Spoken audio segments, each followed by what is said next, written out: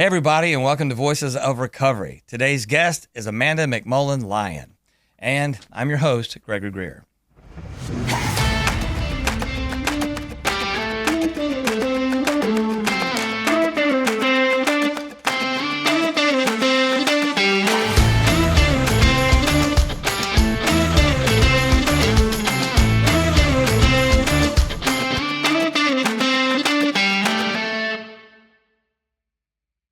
Today's guest, everybody, is Amanda Lyon.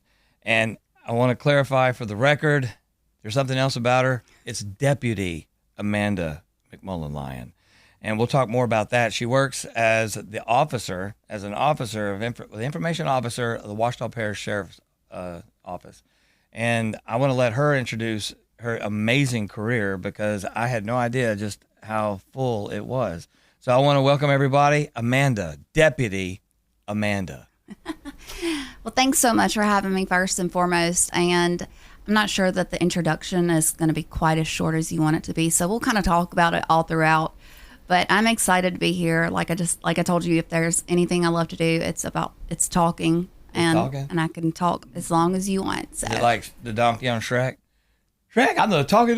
Just keep on and keep on. Yeah, absolutely. So what I was telling you about before, the Voices of Recovery is bringing everybody on that serves, say, the public, and with the substance use disorder, we'll call it the problem, and working with the sheriff's office, and then you have a history of working with recovery programs as well. I do. You have a wealth background, which I'd like you to be able to describe as to what brought you into the field that you're in.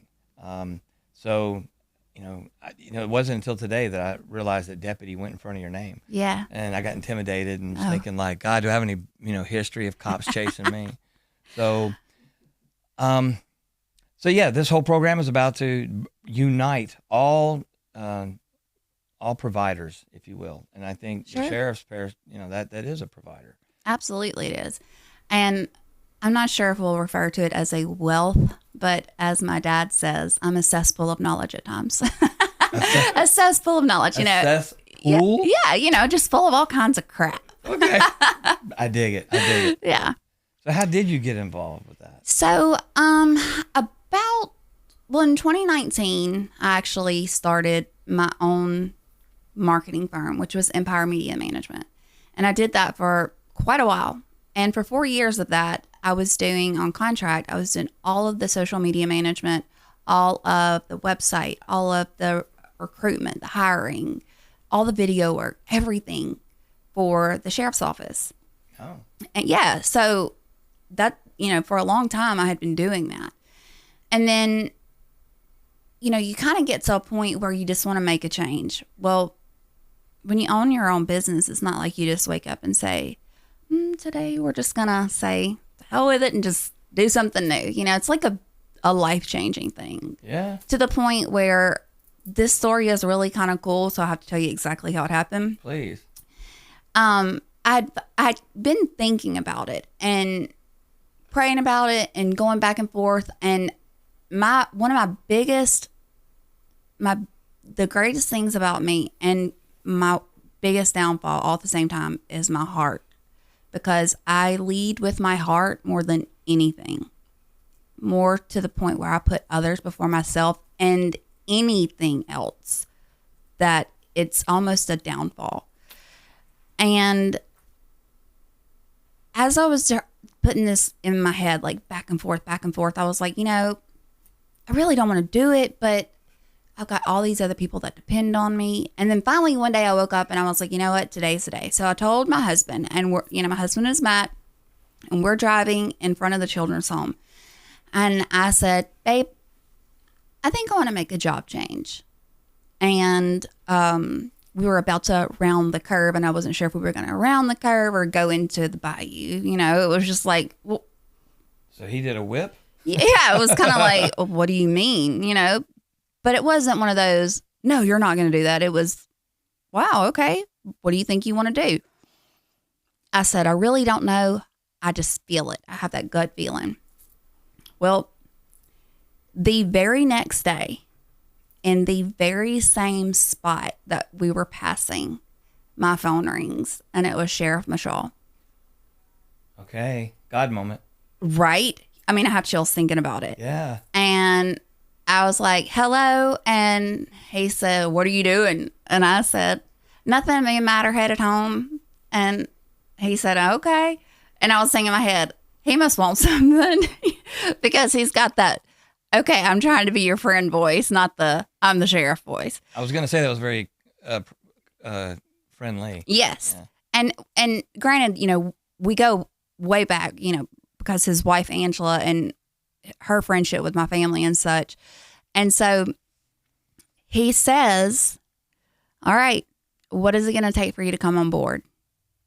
And about the same curve that I thought we were going to run into the bayou the day before, I thought we were going to, it was like deja vu kind of like, and Matt just looks at me and he's like, wow. Yeah. And I was like, I don't know. Let's just talk. Yeah. You know, like no doors are closed right now because, I mean, God is like for sure working right now. Yeah. Yeah. And a week later, I was being hired by the Ouachita Parish Sheriffs Office as the public information officer. And on July 1st, 2024, I was sworn in. Wow. So what does that role entail? Wow. Is that a loaded question? Yeah, kind of, but a good one. Okay. So it entails literally everything I was doing at Empire. Like everything. Okay. Plus, it's the go-to between the media and the public. And a lot of times people don't always get the information that they should receive and need to receive. So it's really important that you have that transparency. And when it's allowed, you're as transparent as possible to be with the media, with the public, especially social media. Because if you put false information out there, it's going to come back on you. Mm-hmm. And one of the most important things of my job is to make sure that whatever is out there is the truth, it's transparent, and it's correct news. So one of the biggest roadblocks is, you know, and not bashing the media because they're doing their job. But if something happens, they want answers right then, there, you know, boom, boom, boom. And I get it. I mean, you know, I think everyone can be a Facebook, you know, stalker and be like, ooh, let me go on Facebook and see what's going on, you know? Yes, indeed. And as much as we all want to do that, it's so important in my role to make sure that they understand and the public understands that until the information is factual and available and easily ready for me to say, hey, this is what's happening, you know, it's just a bridge that you really have to, that gap between the public and the sheriff's office. You know, there are investigations that go on for days. And, you know, if there something were to happen, I can promise you within 2 minutes, I cannot give you the full story. But if you go to social media, somebody's going to. And then I kind of giggle on the inside thinking, oh, look, this is what they thought. This is, you know, and I'm like, this is so far from the truth. But, you know, as the PIO, you have to be transparent and make sure your facts are there. The public likes to make up their own stories. Oh, yes. Oh, indeed. They embellish and take it on. Take it on. Oh, yes. Oh, yes. And I often wonder and think to myself, you know, if people could have a conversation like this instead of being a keyboard warrior, Right. like, could we create peace in the world, or would it, you know, but a lot of people don't want to have talks. They don't want to face each other being behind the keyboard. Well, and that's what this is about, communication. So how do we communicate? 100%. I think, so when you talked about your, the media and management company that you owned, you also did a talk show at one time. Was that part of it? So, crazy story how that works. As soon as I graduated college, I mean, right out of college, I started working in the marketing and media field. I mean, because obviously my degree was in public relations and journalism with a minor in history, which I'm not sure. I'm going to tell you I'm going out. Sorry. I mean, awesome. hey. Right. Not sure how much of that history is still standing because we're creating so much more since It then. continues to change now, Yeah, right? yeah. Censored. Oh, well, let me stop that right there. Go Yeah. ahead, keep going, yeah. So, whenever I started working and I traveled for a little bit, and that was quite an experience. I was traveling, rewriting marketing proposals for high-end condominiums across the United States.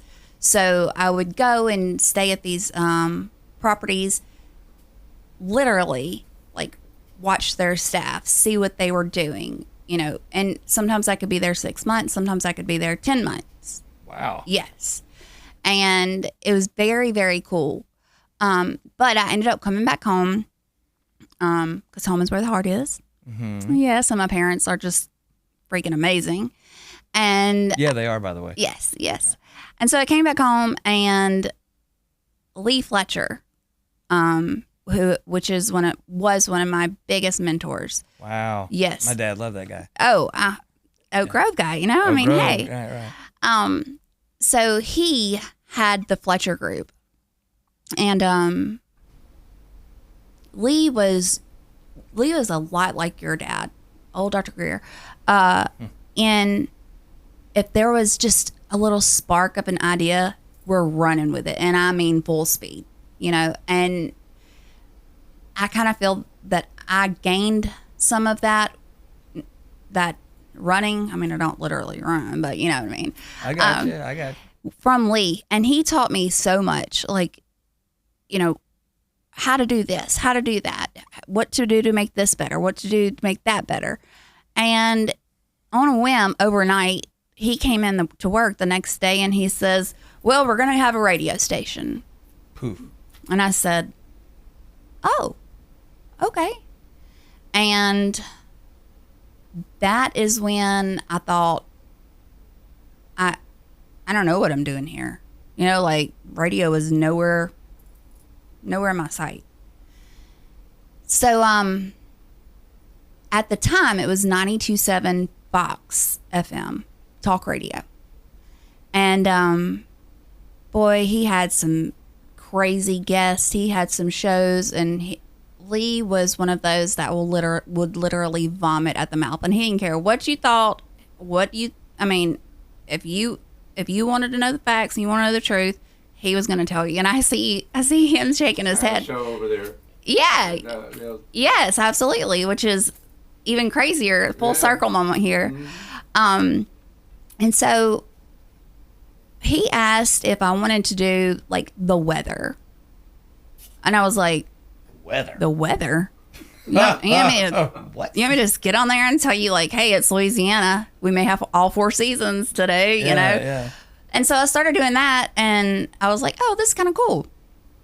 Well, fast forward a few years, and unfortunately, Lee passed away. Yeah. Which was very difficult for me because I thought, number one, he's my mentor. Number two, he's my employer. Number three, what are we going to do?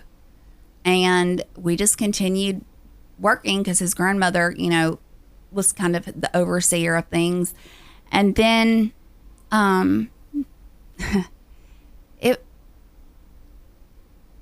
in his will, they were going to read his will at the office, and they had his family sitting around the table, and they said, oh, do you need to get that? Someone says hello. Hey, what's happening? We're in the middle of a show. Yes, come on in. You can shut the door if you like. Yes, close the door. Right on. Oh, I'm sorry. So look, this was oh, never mind. All right. Circus moment. Yeah, okay. No, that's fine. So, his whole family is sitting around this table, and his grandmother says, you need to come in. And I'm like, no, I don't either.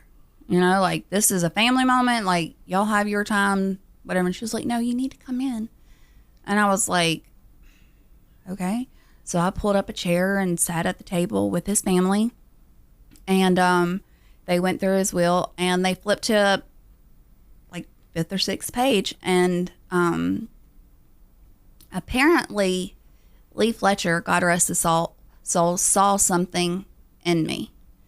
And and he left 92.7 to me. Wow. In his will. Wow. And it was kind of one of the happiest and saddest moments ever. Yeah. Because I thought, I don't know what I'm doing. And at the same time, I thought, I got the world by the tail. You know, like, Yeah. I can do this. And people think I'm joking whenever I say this, but I literally went home that night, got on my computer and Googled, how do you run a radio station? And that's kind of where it all started. That's an amazing story. Yeah. So after it stayed, you know, a talk station for quite some time, we decided to make a flip, and it was called Fun Radio 92.7, which was like 80s, 90s, and today. And everybody would say, why is it Fun Radio? And it took us a while to come Fun up with Row? that. Well, yeah, that. I But it took us a while to come up with that. But every time someone heard the music we played, they were like, oh my gosh, I was at so-and-so and it was so much fun. Oh my gosh, I was at so-and-so and it was so much fun. And I was like, Duh. the simplicity of Fun Radio 92.7, you know? And my morning show partner was Greg Andrews, aka the Madman. And he came in to talk about the LSU Alabama rivalry. And the day that he came in to talk about that game with me, because obviously I'm a huge LSU fan and he's a huge Alabama fan, whenever he left, I was like, you and I are going to be partners. The chemistry, like, you know, just to sit there and talk and bounce things off of each other and, Right. you know, quick wit. And that was all she wrote. And so we were Fun Radio 92.7, Mac and the Madman in the morning. Oh, that's incredibly cool. Yeah. Incredibly cool. It is. So your journey has so much, you know, working with the Ouachita Parish Sheriff's Office and that role as for the public.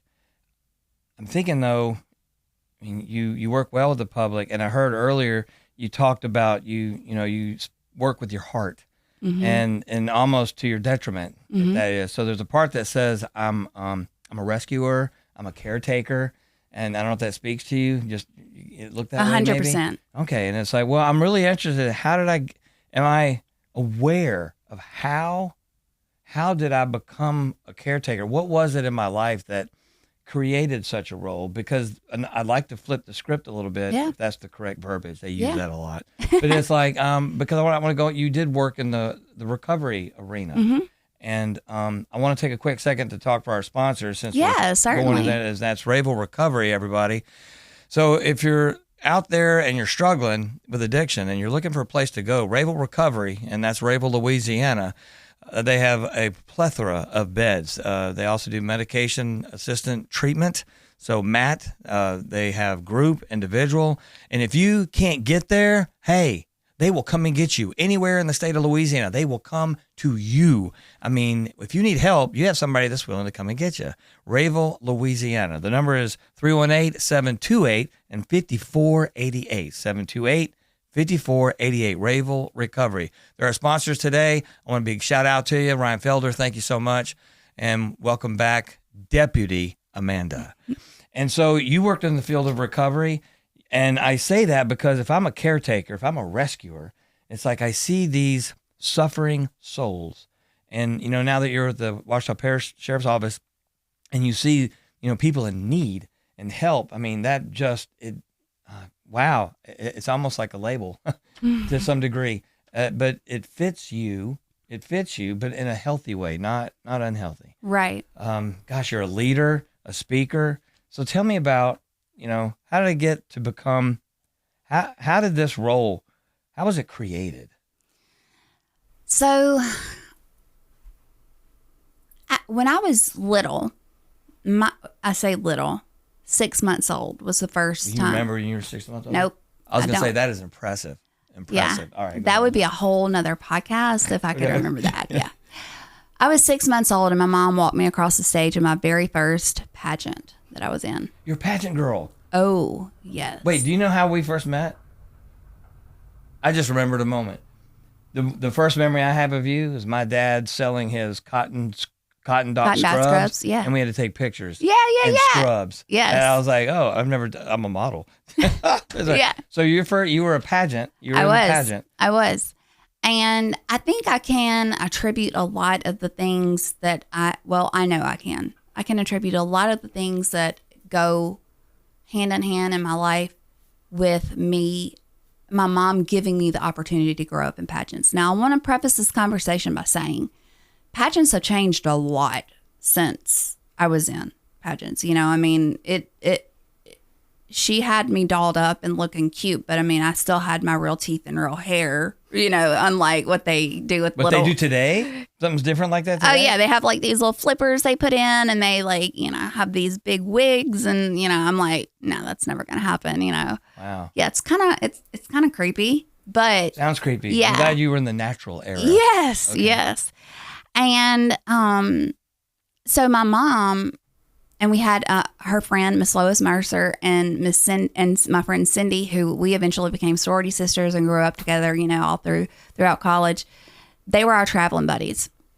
And pageants was just something that really helped me and shaped me and molded me to be able to talk to that wall, talk to anybody. Well, throughout these pageants, you always got the older girls always got like a little sister, like a pageant pal, you know? Mm-hmm. And if it was ever a time where it was a younger child that needed an extra hug or a little more love, that child always ended up being with me. I can remember that one pageant, a little girl was there, and her, like a week before, her eye had been shot with a BB. And so she showed up to the pageant and she had to wear a little patch over her eye. Well, that ended up being my little pageant pal, or, you know, my little sister or whatever. And I could hear like other girls like talking and, you know, what is she doing? You know, why is she even here? And I was like, why are you even here with that attitude, you know? And I remember telling my mom, you know, I feel like I always get the little girls that need more from their big sisters. And so I remember talking to my mom and being like, you know, I always get these little ones that need that extra from me. And I remember my mom specifically saying, God has a plan for those girls, but his plan for you is to show them even more how much you love them and care for them, and that they are going to be perfect in every way, no matter what. And so as I'm like growing up and getting to these pageants, and I'm trying to like win, you know, titles and do something that I'm passionate about and my mom is passionate about. So it was just one of those things where it's not always about the wins. It's not always about the accolades. It's not always about taking home the crown. And it taught me at such a young age that having a big heart is way more important, and caring about others and loving them through some of the biggest obstacles in their lives is way more helpful to them and their heart and their soul than being those other girls that were, oh my gosh, what is she doing here? I mean, she's wearing a patch over her eye. Who cares? You know, I mean, beauty is in the eye of the beholder. And I just felt like that was a defining moment in my life to where I was learning, even so young, that my heart and my heart for service and my heart for others was, in my eyes, going to be this wonderful thing. And it has been, to a certain extent. I hear that. And what I wrote down is, you know, you're a champion for others. Mm-hmm. And the roles that you continue to share is you are a champion for others, and the need to champion for others. And I'm wondering, were you ever bullied when you were younger? No. So I'm wondering where that comes from. And I mean, it's a beautiful story. And I think as a pageant, what an amazing place to do it. Because I know we're learning image, and image can be a mask, and it's not, as you meant, transparent earlier, and accuracy, etc. So being an authentic soul. And I will tell you this. I was never bullied. I saw kids that were bullied, and it would just irk me to my soul. But there are so many people that judge you. Now, yeah, I'm going to wake up every morning. I'm going to wash my hair, put my makeup on. I'm going to put my clothes on the same way you do. But I wanted to let you know, I don't buy anything unless it's on sale. I just accessorize really well. You know, I mean, but people judge you, and they think, oh, well, she's got her makeup and her hair done. My nails aren't done, but they want to automatically assume she's a total bitch because she looks like that. That's not how the real Labeling. world. Yes. Yeah. And so bullying was never there, but the judgment was always there. And I've watched others who bullied. Yes. Okay. And I have had people tell me, you are not the person I thought you were. Like, you are so nice and so outgoing. And I'm like, why? I mean, what made you think that about me? And the only thing I can come back to is, well, at least I made myself look decent this morning. Yeah. But people judge you by doing that. That's about them.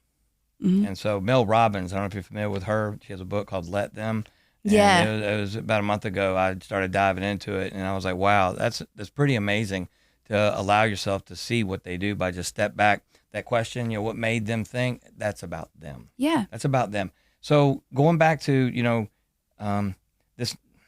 this part of wanting to, I use the word champion. I think it's a beautiful thing. It's a wonderful trait and feature to really speak up for somebody. And then getting into the field of recovery, I'm wondering how that occurred. So nobody jumps up and go, hey, I want to go work in that area. I mean, really, that's not, unless they're like me, I'm a recovered alcoholic. You don't see too many people that just dive into it. Yeah, no, you don't. And it's not something that you can just say, I think I'll give this a try. Yeah, it's not a fly by night. No. And my time that I spent working in recovery and addiction facilities was eye-opening. It was humbling on every level. It was heartbreaking, and most of all, it made me appreciate life so much more. So much more. Because, people have their different stances on it. But somewhere along the way, someone had a really bad experience, and they decided to take that left turn. Or, they've been pressured by friends, bullied, why don't you do this? Why don't you do that? Peer pressure. Yeah. And everybody hates peer pressure. We always want to be cool. And then it ends up leading to something so much worse. And so traveling around to all the different facilities that I did, and I got to see a number of them, and sitting in group therapy with men and women who have been in facilities 8, 9 times. Like, it's a real thing. It's a real thing. And sometimes it's just, it's difficult for me to talk about in a way that sometimes I want to just say, I literally could feel myself sitting in group therapy with these people, and I would just want to walk over and shake them and be like, your wife or your husband, and your 4 kids, they need you so much. But at the same time, I wanted to be like, dude, let's just talk it out. Like, I see where you're going. Your time is running out, but you need more of this. And it's it's a battle that many, many people face. And, you know, not to get into it too deep, but, you know, even in my personal life, alcohol has played a huge role in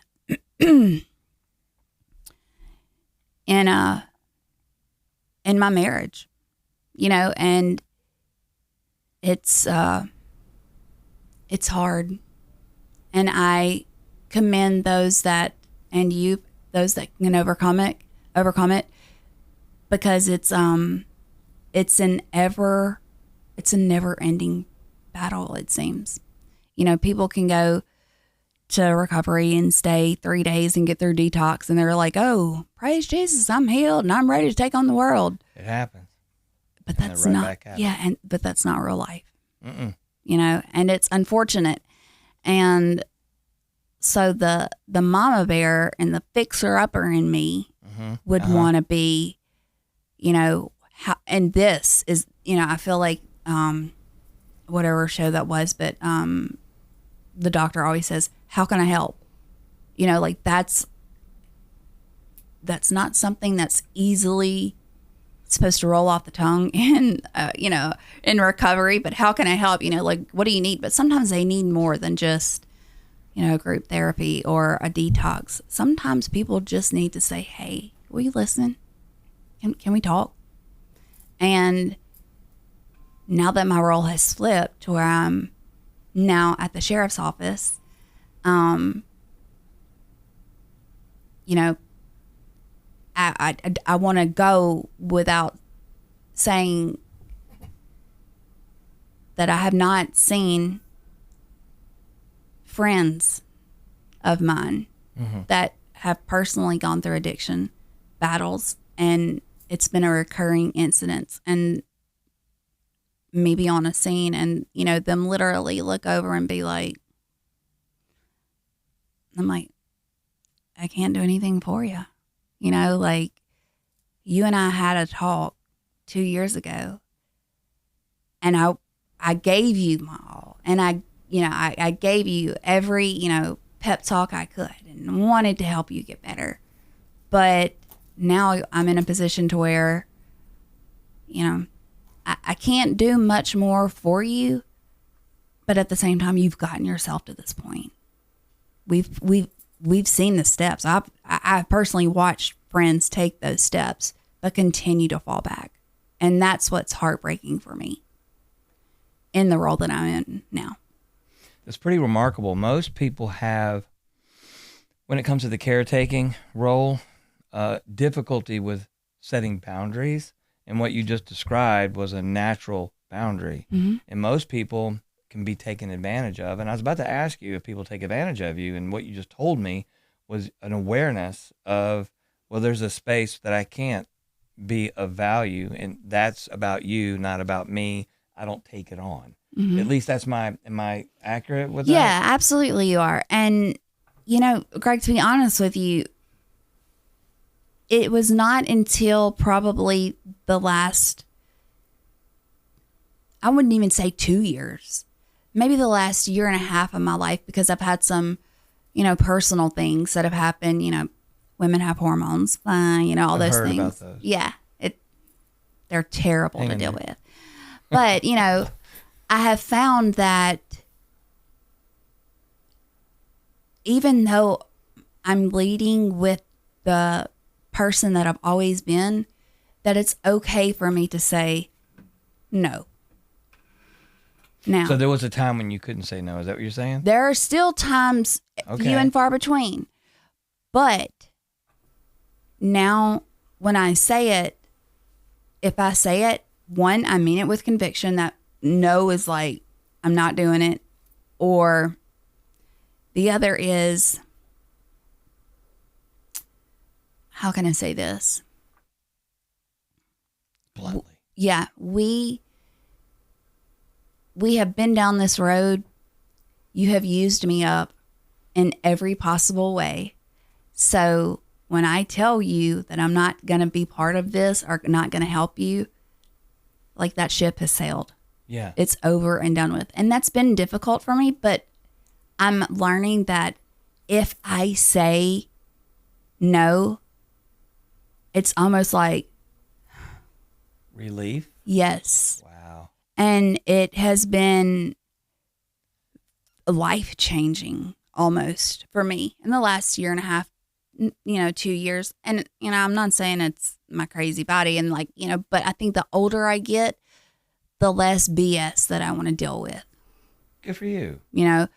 And even my husband said, my husband tells me all the time, you take care of everybody else in the world and you forget about me. That's all husbands say that. Yeah. But it is true. Like, I have come to the realization that it is true. Like, well, let me ask you a question. Because when I speak with other clients, oftentimes my super caretakers, they have a cape and everything. They take care of everyone and they do a really good job. But there's one person they don't take care of. Themselves. Yeah. Hence the hormone. Does that speak to you? 100%. 100%. And to the point where, I've had a heart ablation. I was in AFib. Oh, wow. Could barely get out of the shower. My own health was being affected by me because I was such a yes person. Like, yes, yes, yes, yes. Oh, you need me to go build the right wall of your house? I'm in it. You need me to go let your 42 dogs out in 2 minutes? I'm in it. It was like the biggest, yes, yes, yes, yes. But then I realized that you rarely get anything in return. The quote that I have learned that I live by most is expect nothing and appreciate everything. Because if I expect something out of someone else, I'm going to be let down so fast. And Matt gets so angry with me whenever I say that, because if there's one person that's not going to let me down, it's going to be him. I mean, he has proven himself time and time again. And believe me, I can be a lot. I know I can. The first time that she said that. Yes. She said that live here. Yes. The first couple of dates that we were having, I was like, look, I'm needy. I'm kind of a bitch and I require sleep. So if you're willing to jump in this, hey, let's do this, but it has been, every time he tells me that, I feel like, Amanda, you need to take a step back. Because what you just said is we take care of everyone but ourselves. Mm-hmm. And self-awareness and self is important. It is. And it's hard for someone like me to say, take care of yourself. Hey, you deserve okay? to take care of yourself. Yeah, but. Yeah. No, there's no but. There is no but, and I'm getting there. Every day I feel like I'm getting there a little bit more, So that's my area. I'm not calling you codependent. Is the thing that and you've heard me talk about soul drama, maybe. Connie Miller, who founded it, her definition of codependence is an absence of a relationship with myself. And so what I do is I seek anything and everything outside of myself to help me feel better about me. So if I'm taking care of everybody else, that's going to help me. And that word altruism comes in, and that's wonderful. It's preached upon, serve others. And it's like, well, wait a minute. It was also said, and so if I were to quote anything out of the Bible, Jesus, Luke 17:21 said, behold, the kingdom of God is within. The God is within. So I got to take care of me. I got to take care of my temple. I got to take care of everything with it, because that's where the inside of my spiritual grounding is going to be. And so, yes, I can't take care of you if I'm not taking care of me. The more I take care of me, the better I can take care of you. And the reason I ask that is wow, so somewhere I learned that in life, that I need to take care of somebody else. Or I need that because that's my love language.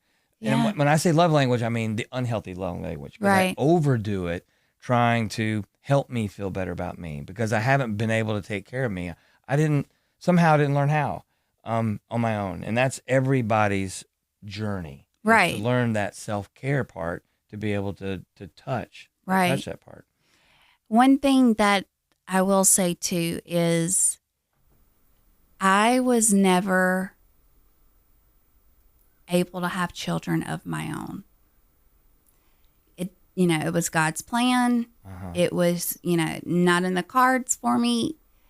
And most women, all they want to do is, grow up, get married, have kids. Did you know when? Did you know when you couldn't have children? Oh, yeah. At an early age? It was at a pretty early age. Are you okay sharing the age? Yeah, so I knew by the time I was like 27, 28 that it was most likely not going to happen. But in the back of my mind, I was like, this is going to happen. Like, I can make this happen. Well, you can't just make things like that happen, like it.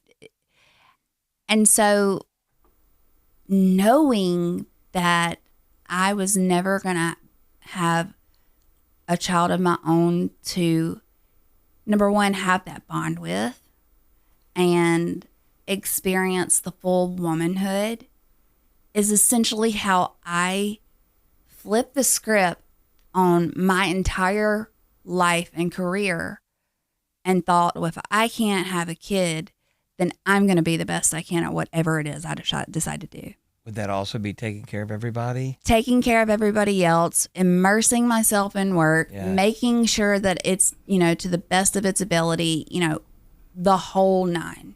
So would that be, and forgive me, Sure. Would that be avoiding grief? Yes. Okay. 100%. Have you worked on that? Because and I know that's a sensitive subject, but that is, we all grieve those things. I can grieve an identity of who I am. I can grieve a career. I can grieve all things that change, and that change my hope, my desire, my dreams, what I would like. And if that can't happen, I can say it's God's will, but yet I deserve to be able to heal through that process. And so that's my question. The grieving is also a healing process. And how have you? So I can't say that I'm completely healed. And that's okay. I just want to say that's okay. And I appreciate that, and, my mom tells me all the time, that doesn't define who you are. And my friends, my close friends and their kids, they're like, oh, we're like your family. And yes, they are, and I think that's a big part of why I have this open book of, you have me as an aunt, and you have me as an aunt, and you have me, it's like everybody gets an aunt. Like I'm the Oprah of aunts, Nice. But there's still days and there are times that I feel like I haven't quite sealed the deal, close that envelope and put it in the file. And it's always something that's going to be there for me. And being in to relate to what I do now, that's one of the toughest things to deal with is, seeing parents that don't care for their children the way they should. Exactly. Or seeing parents that are not loving on their children and understanding what a blessing they are and how blessed they are by being able to have a tiny human that looks up to them and calls them mom or dad every day. Yeah. And so with that, I always wanted a redheaded little girl. So I didn't have that, but I do have. They are firecrackers. Yes. You say you want that, but I'm telling you. Well, my dad's side of the family, they're all redheaded. Yeah, Okay. yeah. All right. Okay. And I always wanted that. Well, I didn't get to have that, so I have a chocolate golden doodle, and her name is Sloan Yvonne. Oh. And my name is Amanda Yvonne, and that was actually both of my grandmother's names. How crazy is that? Like Yvonne Hegwood and Yvonne McMullen. Nice. So I was Amanda Yvonne, so I just shared my little legacy with my four-legged dog, and she is Sloan Yvonne. I just see a full circle. It is. And I want to go a little bit further. It's my interpretation. Yeah. So my deficiencies in life can also be my blessings. Mm-hmm. My deficiencies in life can be my blessings and how it serves me in another role. And I wrote down the word champion, and by champion, you are a champion for others. And so I take that grief that I have, and I'm able to take that love that I seek and to be able to champion that love with others. And you've demonstrated it from since you've been a little girl in the pageants to even the career pursuits of speaking as a champion. You use the journalism and the media to be able to use your voice. And then here you are as the deputy officer for information with Ouachita, Parish Sheriff's Office. And it just seems so right. Or at least that's how I'm interpreting it. Yeah, and it feels right. Yeah. And I'll tell you, like, whenever we say, it's so cliche to say, but, oh, God has a plan for you, but he really does. And until you just kind of take a step back and take a deep breath and just kind of look at it, like, that's when you really understand this is how I've gotten to be where I am. Reason being is, I have traveled. I have worked with some of the most amazing people. I have been able to do some of the most amazing things. Not because, partially because I was trying to immerse myself in other things to keep my mind off the negatives, but it has shown me that as a woman, you don't have to be cookie cutter. Good for you. You don't have to be that girl that's from Louisiana and gets married by the time she's 22 and has 4 kids and then ends up, no downing anybody, but you're divorced and then you go to your next husband and your that husband brings in with his mixed family and you just build off of that. And hey, I am the stepmother to, which he calls me mom, to a 20-year-old that entered my life at 10 years old, and we wouldn't have it any other way. Right. He calls me Mac, mom, whatever it is. But it has taught me that you don't, obviously there's no rule book for how life is supposed to go, but people think, oh, well, why haven't you had kids? Or why aren't you married? Ladies, if I can tell you anything at all, any lady that's listening, do you, no matter what it takes, no matter if it's, obstacles that you have to overcome, if it's mental, things that you have to tell yourself every morning whenever you look in the mirror, like, I can do this, I got this. Do you? Don't wake up thinking, well, Barbara Jean has a husband and she's got 4 kids and that's what I'm supposed to do. No, you're not supposed to do what everybody else does. You're supposed to do what you are here for. And so that has really taught me so much about myself, that the circle and the path that I'm trying to walk doesn't have to be the same as everybody else. Yeah, I think that's perfect. And because we're running out of time, I just want to say that you really summed it up with just that, becoming your authentic self and being able to, again, champion to tell other women you don't have to do the cookie cutter. Yeah. Whatever that, and you know what, that goes back to and forgive me, I'm not speaking negatively about the pageants, but the mask and how you're supposed to look and all that. It's like, no, you be you. Yeah. So I want to affirm you. I want to say kudos to you, because that's the hip word. But more importantly, I want to honor your journey, because that's what I'm here to celebrate. I'm here to celebrate the journey that you have demonstrated coming to be who you are, and that, again, being able to champion for others. I mean, you speak wonderfully well. Thank you. And you have a wealth, not a cesspool. You have a wealth of love to share.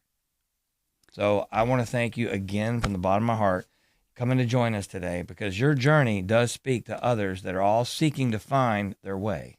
Yeah. Well, it's a great, I would love to be able to do this again. I feel like there's so much more we can talk about, so many more different things we could touch on. But I think, we will. Yeah. We can. Yeah.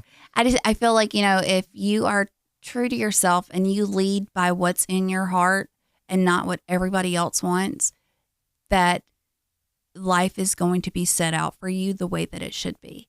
And those who are experiencing some sort of substance or addiction, you know, it's not the end of the road for you. There's someone else out there that you can talk to. And, you know, a lot of people, like I said, just need that one person. You know, they just need that one person. And all it takes is one. And it could be you. Or you. Or me. Amen. So Thank you, Amanda. thank you so much for having me. I enjoyed it. And like I said, I can talk your ear off. So. Oh, well, we had it. So I want to thank everybody for joining us today. Thank you for being part of the family. Thank you for being part of the family. For Voices of Recovery, I'm Gregory Greer. Namaste.